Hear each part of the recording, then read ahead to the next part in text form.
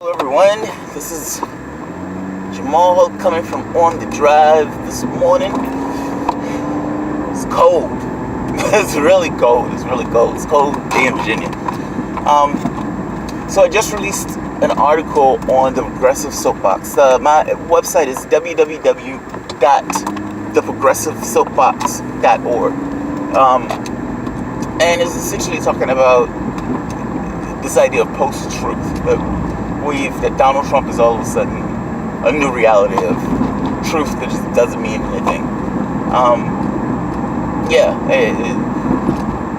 This is not post-truth.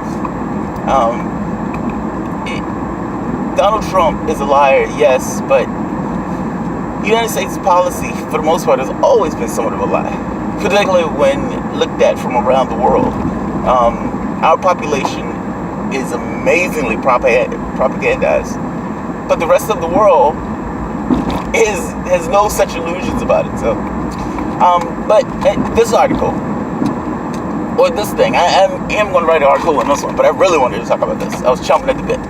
So, the DNC in Donna, Brazil, the same Donna Brazil that was caught passing notes on CNN, the same Donna Brazil that was working behind the scenes to get Hillary Clinton elected, stabbing Bernie in the back, and at the exact same time saying we're impartial. We're impartial, man. I know it looks like we're not impartial, but we're impartial. Trust me. Don't look at the evidence. Don't look at the shit that we're doing. Just trust me, we're impartial. Well, I don't trust you. You're not impartial. And the DNC recently released I'm not sure if it was a mail or what, but essentially it was them saying, we're standing beside the water protectors at Standing Rock. Are you now? Are you standing beside the water protectors at Standing Rock? I mean, that sounds good, now that Obama has essentially pushed through the easement. At least we think it's Obama, the Army engineers. But why now? Like, when people were getting their heads beat in, when dogs were being sicked on people, when concussion grenades nearly ripped a woman's arm off, when cops shot somebody in the face, or was shooting people in the face, when they were spraying chemicals on people, when they were spraying them with water hoses in freezing temperatures, there was not a peep out of the DNC. Why now? I mean, I gotta be honest. I read that and it kind of pissed me off.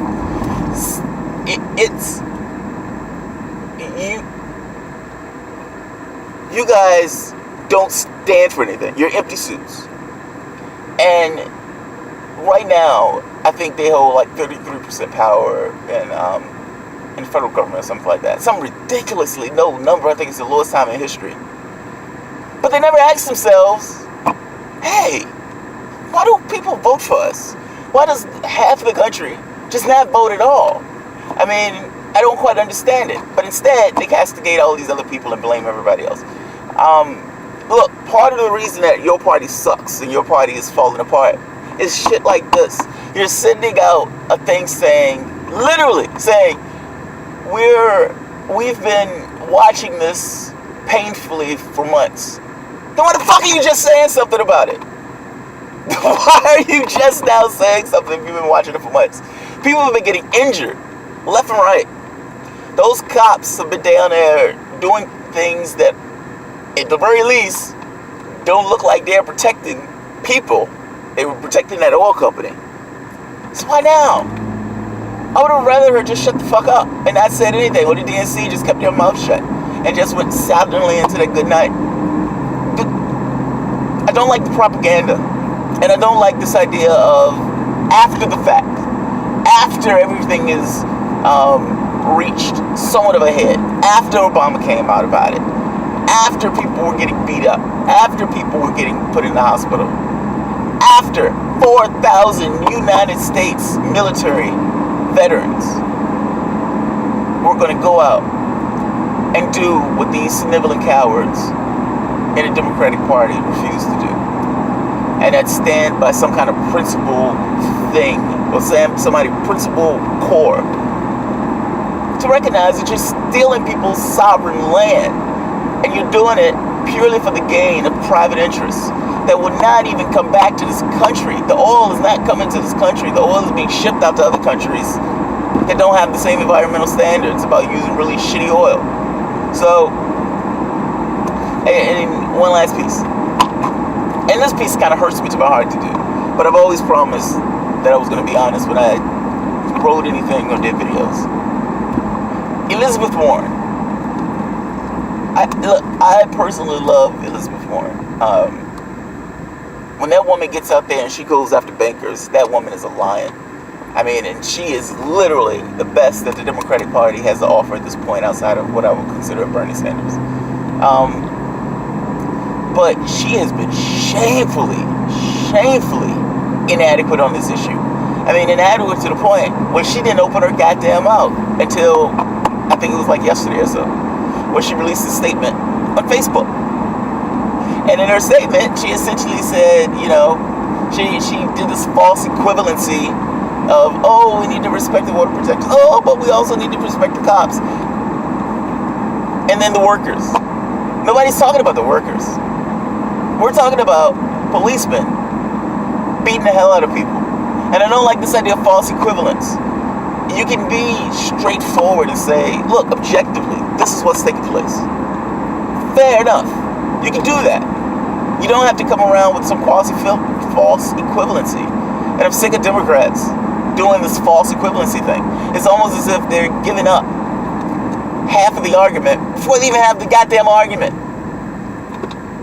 Make your case about what you want to do. Make your case about what you want to be. If you're going to be a left party, god damn it, be a left party. And come up with things that are progressive, and come up with things that support progressive causes. Standing Rock is a progressive cause. Water, or protecting water, should be a progressive cause. It has been in the past. Environmental rules or regulation has been a progressive cause. If we're even talking about the environment, and we're talking about the environmental impact and trying to transition away from crude oil and this type of dirty infrastructure, then that's part of the conversation. That's what we're talking about right now. Warren, where were you? I mean, they were joking you, calling you Pocahontas, but they were calling you that because you said that you had Native American ancestry. And I take you at your word, but it looks like that would make you a little bit even more adamant about, hey, we shouldn't just be stealing indigenous land. What the fuck? I mean, if this isn't as clear of a cut of an issue as from a progressive standpoint, or from what's espoused to be democratic values standpoint, there is no clearer issue on this front. I mean, the whole idea of a Green New Deal was to create millions and millions of jobs. In a sense, with the idea of creating millions and millions of jobs in an area that we're sorely needed. I mean, look, man, we've hit the 2-degree mark. And if things keep going the way they are, and scientists are talking about hitting like 5 degrees, which will effectively destroy life on this planet. At least the planet will be perfectly okay. It's us. We're not going to be here. We're literally killing our kids. I mean, I don't have kids, but if I did, it's essentially sentencing them to a really shitty existence purely because a small group of people in comparison to the rest of the entire planet wanting to make a profit. Something that's not real, something that you can't eat, something that you can't drink. And at the end of the day, is a function or is an aspect of the economy. It's not the economy of itself, and it's not the point. What I mean by that is, money is an aspect of the economy. The economy is essentially, or markets are created by the state, by the government. If there's poverty, the poverty is a function of policy. It's not a function of, oh, this just happened. You can't have economic policies that attack poverty. Or you can have economic policies that give money away to the rich and try to tweak it a little bit to address poverty. Of course, the first one is the one that you want, because that's the one that actually tries to eliminate poverty and issues of inequality and unfairness. In the case of North Dakota and the oil detectors, there's no other clear disparity of power, in the sense of this corporation full well believed that they were going to be able to run roughshod, and they were able to use essentially state military power, the police force, to try to do that. If you're a progressive, or if you're a part of the Democratic Party, and you are not screaming at the top of your lungs because of what's taking place, then you are not a progressive. And I would prefer you just join the Republican Party, because you are not doing us any favors. And look, man, I love Elizabeth Warren. I just feel she's been shamefully inadequate on this issue. And when she's on there going after the banks, and when she's looking after for American workers, I will be on here saying, God damn, good job, Elizabeth Warren, go get them. But that's not the day that we're in right now. And this day, she just came out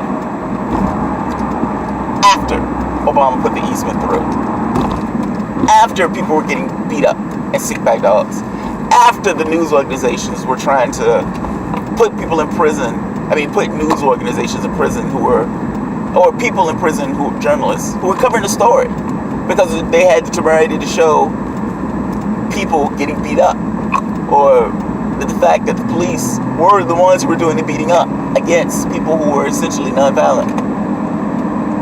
After they were throwing people in cages, some dog cages. So when she's in her statement, she's like, oh, this is so painful to watch. So painful. It was painful for me to watch. But I did watch it for 5-6 months. But it hurt me to do so. And it hurt me so much I just couldn't say anything about it. So Obama. Well, look, to be fair, I think it was Obama. I think somebody, probably Obama, called Army Corps of Engineers when they realized that there were going to be 4,000 veterans getting beat up by cops. One of the guys who was a part of it, who was the originator of it, Wes, part of TYT, they asked him, they said, hey, what if the cops attack you? And Wes's response was, they'd have to kill me. That is strong. That's what we need in Congress. That's what we need when we're talking about somebody who's trying to go after the progressive causes. I remember Ralph Nader said one Tea Partier has more energy than every last Democrat that's in office. And Ralph Nader is right. He's absolutely right. When Tea Parties came in, I don't agree with any of that shit. I think they're batshit crazy. But did they have an effect? Oh yeah. And were they able to drag the party further to the right? Oh yeah. Oh yeah. And was their strategy effective? At least in the short term. Granted, the strategy was effective because Democrats were so weak. But it is this idea of saying there are red lines in regards to places where you want to go and you want to compromise, and red lines in regards to places where you can compromise. Yeah, of course there is. There are going to be some things that you're not just going to give rubber stamp. In other areas of compromise, yeah, of course they are. But should you go along with one shitty policy after another? And should you just ignore things that are going on in the country that, in some degree, is representative of the whole? Meaning that Standing Rock is somewhat of a microcosm of a larger issue of corporate or state power versus the disenfranchisement of the individual. So, too little, too late, man. I would have rather y'all just shut the fuck up and just not say the goddamn thing. And just kept it to yourself. You get no points after the fact. And I don't necessarily like the political gain after the fact. And the people who are paying attention to politics know that you guys were full of shit and that you guys were nowhere to be found. So, Too little, too late. Keep it moving. All right. Have a good one. Bye-bye.